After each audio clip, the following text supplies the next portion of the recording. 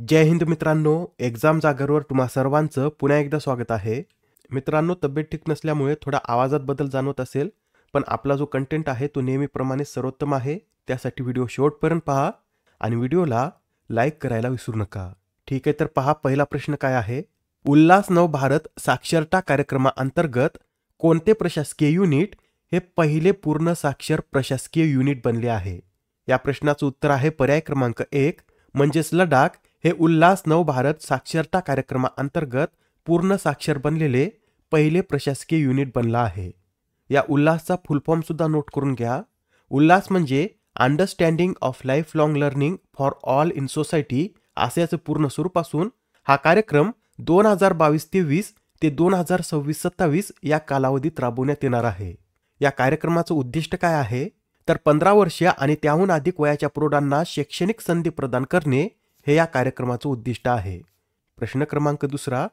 भारतीय पुरुष संघाने कोणत्या देशाला हरवून पहिल्या खो खो वर्ल्ड कपचं विजेतेपद पटकावले? तर हा जो पहिला खो खो वर्ल्ड कप आहे याचं विजेतेपद भारतीय संघाने नेपाळ या देशाला 54-36 असा हरून पटकावला आहे.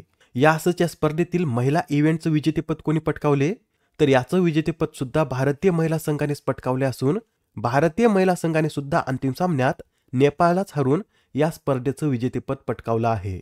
भारतीय महिला संघाने नेपाळवर 78-40 असा विजय मिळवला. बऱ्या स्पर्धेअंतर्गत विजेत्याला किती रोख रक्कम देण्यात आली तर येथे हा पॉईंट नोट करून घ्या आणि लक्षात ठेवा. या स्पर्धेमध्ये विजेत्या संघाला कोणतीही रोख रक्कम देण्यात आलेली नाही.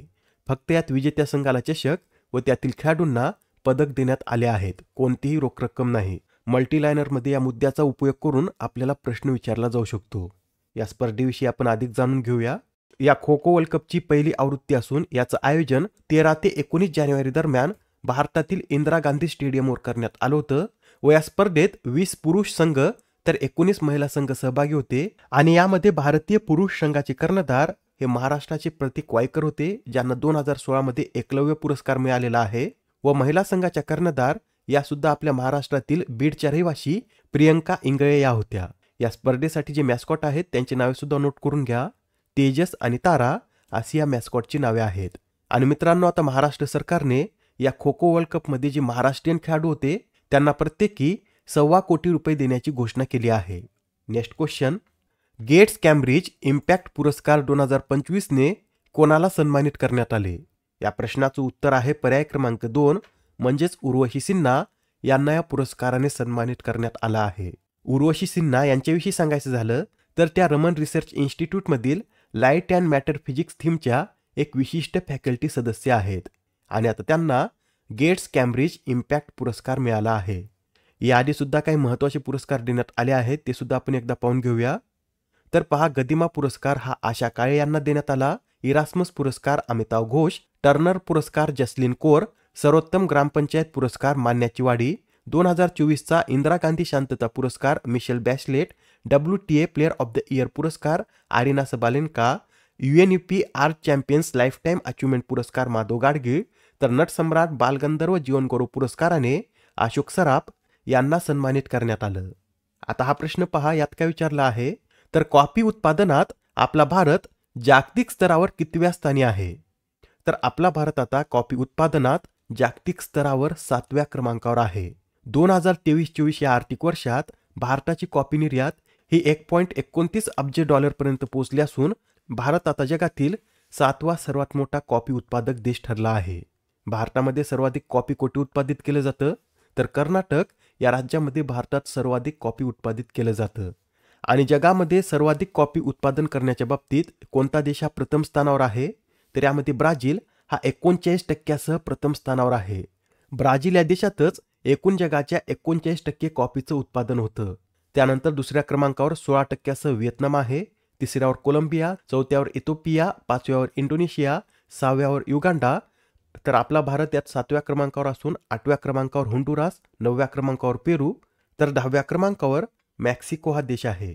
ठीक आहे, एवढे पॉईंट लक्षात आले असतील. तर आता हा प्रश्न पहा, कोणाच्या हस्ते भारत रणभूमी दर्शन हे ॲप लॉन्च करण्यात आलं? कोणता ॲप आहे तर भारत रणभूमी दर्शन असे या ॲपचं नाव असून याचं अनावरण राजनाथ सिंह यांच्या हस्ते करण्यात आलं.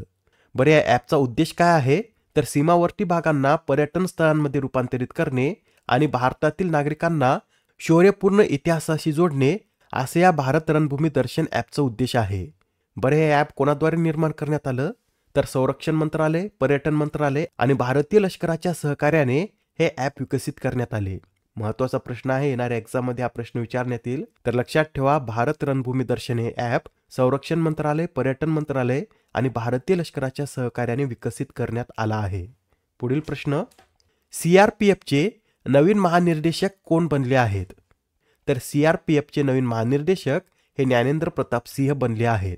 ज्ञानेंद्र प्रताप सिंह हे 1991च्या बॅचचे आसाम मेघालय कॅडरचे भारतीय पोलीस सेवा अधिकारी असून ते CRPFचे महानिर्देशक म्हणून 30 नोव्हेंबर 2027 पर्यंत कार्य करतील. हे जे CRPF आहे हे भारतातील सर्वात मोठ्या निमलष्करी दलापैकी एक असून CRPFचा फुल फॉर्म हा सेंट्रल रिझर्व्ह पोलीस फोर्स असा असून याची स्थापना 27 जुलै 1939 मध्ये क्राऊन रिप्रेझेंटेटिव्ह पोलीस म्हणून करण्यात आली होती व नंतर 28 डिसेंबर 1949 मध्ये याचं नामकरण CRPF असं करण्यात आलं. नेक्स्ट क्वेश्चन, कोणता देश हा औपचारिकपणे ब्रिक्सचा भागीदार म्हणजेच पार्टनर सदस्य बनला आहे? या प्रश्नाचं उत्तर आहे पर्याय क्रमांक 3 म्हणजेच नायजेरिया हा देश आता ब्रिक्सचा भागीदार सदस्य बनला आहे.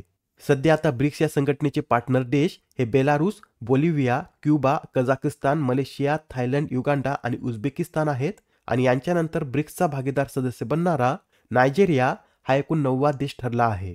बरं मित्रांनो, तुम्हाला हे आठवतं का की ब्रिक्सचा 10वा पूर्ण सदस्य देश कोण बनला आहे? तर इंडोनेशिया हा ब्रिक्सचा 10वा पूर्ण सदस्य बनला आहे. आणि असंच लिंक करून हे सुद्धा लक्षात ठेवा, इंडोनेशियाचे राष्ट्रपती हे आपल्या प्रजासत्ताक दिनाचे प्रमुख पाहुणे आहेत. ब्रिक्स या संघटनेविषयी आपण याआधी सुद्धा माहिती पाहिलीच होती. ब्रिक्स या संघटनेची संकल्पना गोल्डमन सॅक्सचे अर्थशास्त्रज्ञ जिम ओनिल यांनी मांडली असून 2009 मध्ये रशियातील एकातेरिनबर्ग येथे ब्रिक्स संघटनेची पहिली शिखर परिषद पार पडली होती. त्यानंतर यात 2010 मध्ये दक्षिण आफ्रिका सामील झाल्यानंतर याला ब्रिक्स असं नाव देण्यात आलं. आता ही संघटना ब्रिक्स प्लस म्हणून ओळखली जात असून जगाच्या लोकसंख्येपैकी 46% लोकसंख्या ही ब्रिक्स प्लस देशांनी व्यापली असून जागतिक GDP मध्ये ब्रिक्स प्लस देशांचा हिस्सा हा 35.6% इतका आहे. पुढील प्रश्न, 19 वर्षाखालील महिला T20 विश्वचषकाचे आयोजन कोठे करण्यात येत आहे? तर हा जो 19 वर्षाखालील महिला T20 विश्वचषक आहे याचं आयोजन मलेशिया या देशामध्ये करण्यात येत असून या विश्वचषकाची ही दुसरीच आवृत्ती आहे. याआधी हा विश्वचषक 2023 मध्ये साऊथ आफ्रिकेत आयोजित करण्यात आला होता व याच्या पहिल्याच आवृत्तीचं विजेतेपद आपल्या भारतानं पटकावलं होतं. आता हा प्रश्न पहा, 21 जानेवारी रोजी कोणत्या राज्याचा स्थापना दिवस साजरा केला जातो? तर दरवर्षी 21 जानेवारी रोजी त्रिपुरा, मणिपूर, मेघालय या तिन्ही राज्यांचा स्थापना दिवस साजरा केला जातो. यासाठी या प्रश्नाचं योग्य उत्तर हे पर्याय क्रमांक 4 असेल. मित्रांनो, 21 जानेवारी 1972 रोजी त्रिपुरा, मणिपूर आणि मेघालय ही पूर्ण राज्य बनली होती आणि राज्याच्या स्थापनेनुसार मणिपूर हे भारतातील 19वे, त्रिपुरा 20वे तर मेघालय हे 21वे राज्य आहे. आजच्या सत्रामधील शेवटचा प्रश्न पहा, यंदा NDRFचा कितवा स्थापना दिवस साजरा करण्यात आला? तर NDRFचा यंदा 19वा स्थापना दिवस साजरा करण्यात आला. NDRF म्हणजे काय? तर नॅशनल डिझास्टर रिस्पॉन्स फोर्स याची स्थापना 19 जानेवारी 2006 रोजी करण्यात आली होती व याचं ब्रीदवाक्य काय आहे? तर आपदा सेवा सदैव सर्वत्र असे याचं ब्रीदवाक्य असून याचं मुख्यालय दिल्ली येथे स्थित आहे.